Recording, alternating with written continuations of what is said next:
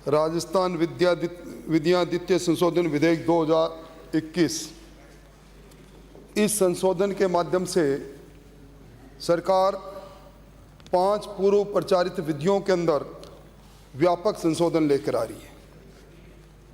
मंत्री महोदय, अगर मैं लब्बो लिबाज में बात कहूं, आप बुनियाद रख रहे हैं राजस्थान के अंदर राजस्थान की बिगड़ी अर्थव्यवस्था में सरकार का खजाना भरने के लिए 5,000 करोड़ के राजस्व के लक्ष्य के साथ आप राजस्थान की ज़मीन को लुटाने के लिए एक ऐसा ही प्रस्ताव लेकर आए हैं। सभापति महोदय, हम रहेंगे ना रहेंगे, पर इस लुटते राजस्थान का साक्षी ये सदन बने, मैं समझता हूँ। मैं अपनी बात को कहूँगा तो निश्चित तौर पर आप उस पर विचार करेंगे।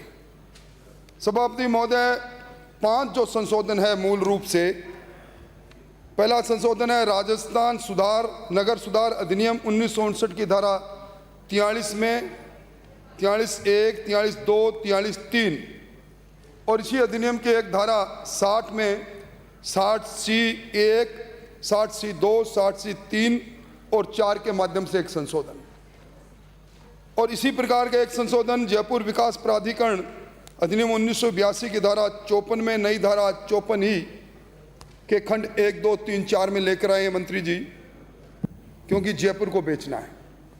और इसी प्रकार का एक संशोधन जोधपुर विकास प्राधिकरण 2009 की धारा 5(b) के खंड 1, 2, 3, 4 में लाए हैं।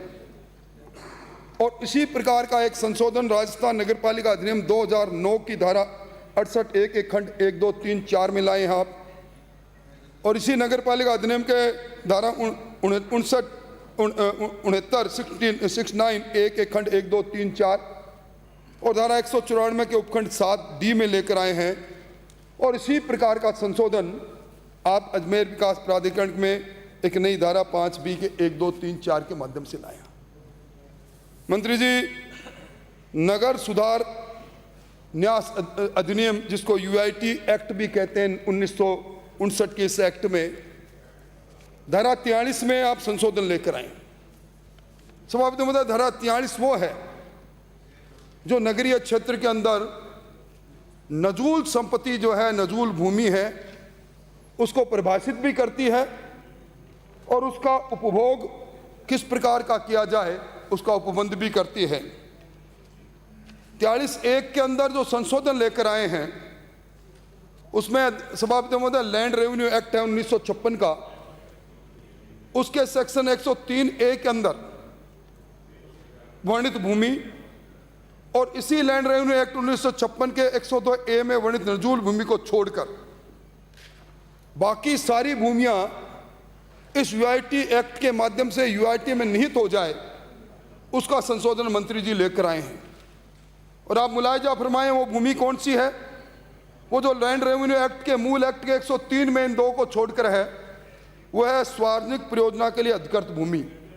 यानी कोई भी भूमि जो पूर्व में अधिकृत हो गई किसी भी पब्लिक पर्पज के लिए, वो भूमि, रोड की भूमि, पगडंडी की भूमि, आबादी के भीतर की गोचर की भूमि, शमशान की भूमि, कब्रिस्तान की भूमि, आबादी क्षेत्र के विकास की भूमि, वह भूमि जो निर्माण प्रयोजन के लिए काम में ली जानी थी, चाहे भवन बना नहीं बना, खाली पड़ी हो, यह समस्त भूमियां आप संशोधन लेके आए हैं 43(1) के माध्यम से। इन सारी जमीनों का लैंड रेवेन्यू एक्ट में 103 में वर्णित किया गया है। यानी अब रास्ते हो, गोचर हो, कब्रिस्तान हो, ये सारी जमीन आप UIT में निहित करने के लिए प्रस्ताव लेकर आए हैं। और आप प्रस्ताव क्या लेकर आए हैं आगे? इसी UIT एक्ट के 43(1) के अंदर एक प्रिव्यू दौड़ा है, परंतुक A। मंत्री जी, आप प्रस्ताव लेकर आए हैं कि UIT की किसी भूमि को बिना सुधार के, विदाउट डेवलपमेंट, या सुधार करके निस्तारण करने का अधिकार। यानी UIT क्षेत्र में जितनी भूमि होगी, डेवलप्ड या अनडेवलप्ड, UIT आपके हाथ में, उसको बेचने का अधिकार आप ले रहे हो। और इसी 43(a) के परंतु B के अंदर आप किसी भी व्यक्ति को UIT की भूमि को विकसित करने के लिए, डेवलप करने के लिए दे सकेंगे। यानी अनडेवलप्ड भूमि है उस जमीन को आप डेवलप करने का किसी व्यक्ति को अधिकार दे रहे हैं। 43(2) में आपने जरूर कहा है कि जो डेवलपमेंट होगा इसमें यूआईटी के नियंत्रण में होगा, और 43(3) के अंदर जो लेकर आए हैं कि अगर जमीन आपने भूमि यूआईटी में निहित हो गई तो एक अधिसूचना निकाल कर जब आपकी इच्छा होगी तब उसको राज्य सरकार में निहित कर लेंगे, नगर पालिका में निहित कर लेंगे। मैं समझता हूँ ये जो संशोधन है इसके दूरगामी परिणाम होंगे, क्योंकि इसमें ज़मीनें जो ले रहे हो आप यूआईटी के अधिग्रहण में, वो कब्रिस्तान, शमशान, गोचर, नदी, नाले सब, यानी सभापति महोदय अब एक नया दौर प्रारंभ होगा राजस्थान के अंदर। भाना होगा कि हमें 10 लाख लोगों को पट्टा देंगे, 5,000 करोड़ की रेवेन्यू का अर्जन करेंगे, पर उपकृत किसको करेंगे? इसके पीछे चांदी कूटने का जो अभियान चलेगा वो अनवरत चलेगा, और इसी दौर के अंदर नदी, नाले, कब्रिस्तान की जमीन के भूमि के अलॉटमेंट का काम आप चालू करेंगे। मंत्री महोदय, एक और संशोधन जो यूआईटी एक्ट के धारा 60 में 60B के बाद नई उपधारा 60C लगा रहे हैं आप। मैं प्रतिपक्ष के नेता आपका ध्यान आकर्षित करना चाहूंगा, इसमें 60C में क्या संशोधन लेकर आ रहे हैं?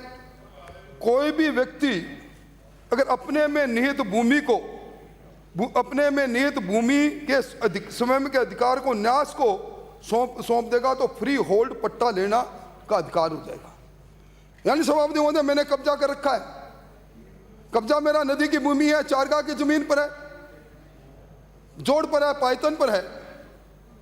गुलाब कोठारी के फैसले के अंदर जिन मास्टर प्लान को छेड़छाड़ करने की मनाही है, मैं धन्यवाद देना चाहूंगा इस सदन के अंदर आदरणीय गुलाब जी कोठारी ने, जिसके कारण से आज राजस्थान के अंदर योजनागत जो विकास जिस प्रकार का होना चाहिए मास्टर प्लान है, उससे छेड़छाड़ से बचे। अब इससे मैंने कब्जा कर रखा है, मैं अपने अधिकार सौंप दूंगा यूआईटी को, और यूआईटी मुझे उसका कब्जा दे देगी, फ्री होल्ड पट्टा दे देगी। मैं समझता हूं अभिनेश जी, इससे बुरी बात आज तक मैंने नहीं देखी। और मास्टर प्लान के अंदर गुलाब कोठारी के फैसले में हाई कोर्ट ने जो निर्णय किया है, आप उसको धत्ता बताने की कोशिश कर रहे हैं। और यही नहीं, जोड़ पायतन में अब्दुल रहमान का फैसला, आपसे विद्वान कौन है इस सदन के अंदर? अब्दुल रहमान के फैसले में कहा था कि जोड़ पायतन पर अगर अतिक्रमित भी किया गया है तो भी 1947 के उस मूल रूप में इनको लेकर आओ, उसको भी आप करना चाहते हैं। और फिर 60C(1) के अंदर मंत्री महोदय एक संशोधन और लेके आए आप, कोई भी आकर्षी प्रकृति की भूमि जो यूआईटी क्षेत्र में आ गई है, जिस पर यूआईटी ने लीज या लाइसेंस जारी नहीं किया है, ऐसी भूमि यूआईटी को सौंपकर फ्री होल्ड पट्टा। मतलब इस राजस्थान में कृषि भूमि पर गृह निर्माण सोसाइटी ने बिना इजाजत के कॉलोनी बसा दी, फैसिलिटी एरिया छोड़ा नहीं, 60-40 का एरिया छोड़ा नहीं, बिजली की व्यवस्था की नहीं, सड़क की व्यवस्था की नहीं, और आप इस पट्टा बांटने की रेवड़ी के अंदर ऐसे लोगों को के सामने रेड कारपेट बिछा रहे हो मंत्री महोदय। और इसी प्रकार आप एक और संशोधन लेकर आए हैं कि आप ये जो 60C(1) में संशोधन लेकर आए मंत्री महोदय, एक आपका परिपत्र है, आपने परिपत्र में 17 जून 1999 के बाद में बसी हुई कृषि भूमि की पर बसी हुई कॉलोनियों का अवैध माना है। कैसा कंट्राडिक्शन है? आज ऑफिसर गैलरी में बैठे अधिकारी से पूछिए आप, एक तरफ आपने 17 जून 1999 से के बाद की बसी भूमियों में को माना अवैध है, और दूसरी तरफ आप 60C में लेकर चाहे कभी की बसी हो सबको पट्टे की रेवड़ी बांटना चाहते हो। और आप एक काम और कर रहे हैं मंत्री महोदय, मैं बहुत गंभीरता से कह रहा हूं, ये जो 60C के क्लोज 2 के अंदर आपने क्या लेकर आओ संशोधन, पूर्व में जो लीज पर जो भूमि दी गई है उस लीज पीरियड की उसने एक मुश्त राशि जमा करा दी। अब अगर वो पूरी और लीज जमा करा देगा तो फ्री होल्ड उसको भी पट्टा। MI रोड पर पेट्रोल पंप है, 33 वर्ष की लीज पर है, उसने एक मुश्त पैसा जमा करा दिया लीज का, आज वो उसको फ्री होल्ड पट्टा मालिक बना रहे हो आप। राजस्थान में कितनी इस प्रकार की भूमियां संपत्ति होगी जो कहीं 25 वर्ष में, कहीं 33 वर्ष में, कभी 40-50 वर्षों में, अलग अलग समय की लीज पीरियड पर है। आप उस लीज पीरियड पर जो उससे एक बार पैसा ले लिया, एक बार पैसा और लेकर आप फ्री होल्ड पट्टा दे रहे हो। मैं समझता हूं मंत्री महोदय, ये डबल टैक्सेशन तो है ही, कानून में खिलाफ तो है ही, पर इसके पीछे कहीं पर निगाहें, कहीं पर निशाना, वो निशाना भी सामने आ जाएगा। मैं समझता हूँ इस पर आपको विचार करना चाहिए। और आप निश्चित तौर पर जो आप 64C4 देखिए, आप मंत्री जी, आप क्या कह रहे हैं, फ्री होल्ड पट्टा तो दे रहे हैं, पर वह सारी शर्तें जो भूमि पर पहले से आरोपित है वो उस पर एज इट इज कर दी। मतलब आप मुझे फ्री होल्ड पट्टा भी दे रहे हैं, परंतु अगर मैंने वो जमीन, मेरी जमीन मास्टर प्लान में जो श्रेणी है उससे इतर है, मेरी जमीन जो मुझे फ्री होल्ड पट्टा दे दिया, गुलाब कोठारी के 22 जनवरी 2017 के फैसले के विपरीत लैंड यूज करके मैं मुझे फ्री होल्ड पट्टा दे दिया, और मुझे नदी नाले में फैसले पट्टा दे दिया, इकोलॉजिकल जोन में दे दिया, ग्रीन बेल्ट में दे दिया। मामला जिस दिन कोर्ट में जाएगा, क्योंकि आपने तो जान बचा ली, आपने तो कह दिया कि उस जमीन पर अगर पहले जो आरोपित है, पहले जो चार्ज है, पहले जो इस पर कंडीशन है वो एज इट इज रहेगी, तो फिर किसको अपने बेवकूफ बना रहे? मतलब सिर्फ इस बात की जिद, हमें तो लोगों में दिखाना है कि 5,000 करोड़ रुपए चाहिए, सरकार का खजाना खाली है, इसलिए 10 लाख पट्टे बांटने हैं। मैं समझता हूं मंत्री महोदय, आप LLB आपने किया होगा, किताब आपने, मैं उस पर नहीं जाऊंगा, मैं देखिए पुराने इतिहास पर नहीं जाऊंगा, किस प्रकार LLB की परीक्षा कैसे कौन पास करता है, मैं उस पर कतई नहीं कहूंगा, पर यह जरूर कहूंगा किताब उठा के पढ़ने से यार। मतलब आप राजस्थान के लोगों को गुमराह के किस चौराहे पर खड़ा करना चाहते हैं। और सभापति महोदय, मैं एक बात और कहूंगा, आपको मालूम UIT एक्ट 1955 उसकी धारा 73 भी क्या कहती है? 73 भी पढ़ लें आप। मुझे अफसोस इस बात का है कि जो बचपन में आदत थी ना नहीं पढ़कर भी वो ठोक के पास होने की, वो अभी कानून पास भी उसी दर्ज पर कर रहे हो। आपने कानून का अध्ययन किया होता तो शायद ये बात नहीं होती। अरे 73 भी, नेता प्रतिपक्ष में निवेदन करूं, इसमें साफ लिखा है मास्टर प्लान में वर्णित भूमि जिस प्रकृति की है उससे इतर उसका उपयोग प्रतिबंधित है, यानी इकोलॉजिकल जोन, ग्रीन जो बेल्ट, और उसमें ये वही बात है जो गुलाब कोठारी के प्रकरण के अंदर उच्च न्यायालय ने कही। 73B के रहते हुए आप इसमें संशोधन नहीं किया आपने, क्योंकि अधिकारियों ने आपको बताया नहीं। 73B जो UIT एक्ट उसके रहते हुए आप 60C में संशोधन करके पट्टा किस प्रकार दे सकते हैं? आप किस प्रकार मंदिर माफी, जोड़ पायदन सुविधा क्षेत्र को आप पट्टों की रेवड़ी में बांट सकते हैं? गुलाब कोठारी का फैसला, अब्दुल रहमान का फैसला, आप नदी नालों में कैसा पट्टा दे सकते हैं? निश्चित तौर पर इस पर आपको विचार करना चाहिए। और मैं समझता हूं कि आपने UIT एक्ट 1959 उसके सेक्शन 8 को पढ़ो। आप किस उद्देश्य के साथ ये UIT का गठन किया गया था सभापति महोदय? वो उद्देश्य ये था कि UIT का गठन जनहित में होगा। UIT क्षेत्र में जितनी भी संपत्ति भूमियां होगी वो जनहित में ध्यान में रखते हुए आबादी क्षेत्र के लिए विकास के लिए होगी, और वहां की जनता को मूलभूत सुविधा मुहैया कराई जाएगी। मतलब आप 43 के अंदर अनडेवलप्ड लैंड को दे रहे हो किसी व्यक्ति को, आप डेवलप्ड लैंड को किसी को कह के उसका प्रावधान कर रहे हो, मूलभूत सुविधा के बिना आप पट्टा दे रहे हो। मैं समझता हूं अगर UIT एक्ट को जिस किसी ने लिखा होगा, जिस किसी की भावना होगी, अगर उनकी आत्मा ये बात सुनेगी ना, करहा उठेगी। ये आपको नहीं करना चाहिए। मैं समझता हूं अभी हालत क्या है, जब सैया बहे कोतवाल तो फिर डर काएगा। सदन विचार कर रहा, अभी सदन विचार कर रहा है UIT एक्ट के सेक्शन 60 के प्रावधानों के बारे में, और कोटा में क्या कर डाला? बड़ी फोटो छपी है समाचार पत्रों के अंदर, पत्रिका में और दूसरे अखबारों में। वो महावीर नगर के अंदर परिजात बरसाती नाला, 5 किलोमीटर लंबा नाला, और आपने 2 दीवारें बना के 120 प्लाट का आवंटित करने की प्रक्रिया प्रारंभ कर दी।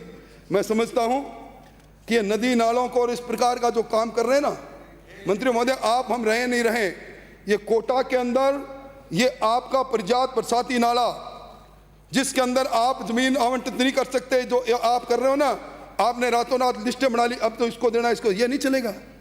ये धरती का कानून है। मैं समझता हूं इसको करें। और आपने ठीक इसी प्रकार, मैं लंबा समय नहीं लूंगा, क्योंकि जो प्रावधान जिनके बारे में चर्चा मैंने की है, जो UIT एक्ट में जो सरकार ये सेक्शन 43 सेक्शन 60 के अंदर जो संशोधन लेकर आई है, इसी प्रकार का आप नगर पालिका अधिनियम 2009 की धारा 68 में और 68A और 69 के अंदर लेके आए हैं। और मैं समझता हूं कि इसी प्रकार का आप एक संशोधन जयपुर विकास प्राधिकरण के सेक्शन 54E में 1, 2, 3, 4 लेकर आए हैं। जोधपुर के अंदर भी 2009 में 50B में 1, 2, 3, 4 सेक्शन में लेकर आए हैं, और अजमेर विकास प्राधिकरण के 2013 के अधिनियम में भी 50B के अंदर आप 1, 2, 3, 4 में लेकर आए। मैं समझता हूं कि निश्चित तौर पर ये बड़ी चिंता की बात है इन सारे जगह पर। और मैं निवेदन करूं सभापति महोदय, एक और क्रांतिकारी संशोधन कर रहे हैं। मैं मेरी बात समाप्त करूं। नगर पालिका अधिनियम मुख्य सचेतक महोदय 2009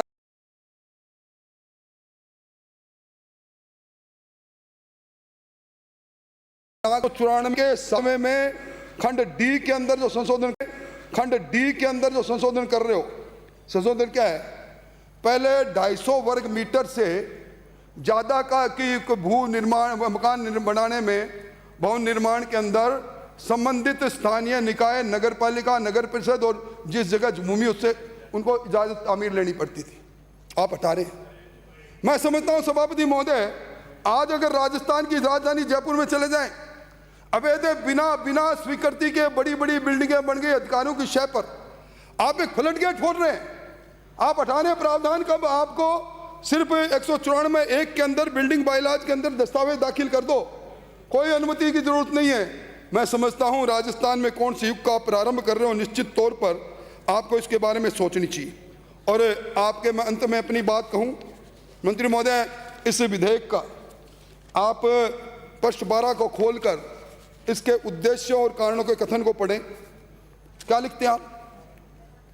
एक धीमी और बोझिल अनुमति और अनुमोदन प्रणाली नगर में आवास विकास में बाधा बनती है। बड़ा बहुत साहब आपकी बोझिल, और बोझिल में अनुमति और अनुमोदन तो आप ही करते हो ना।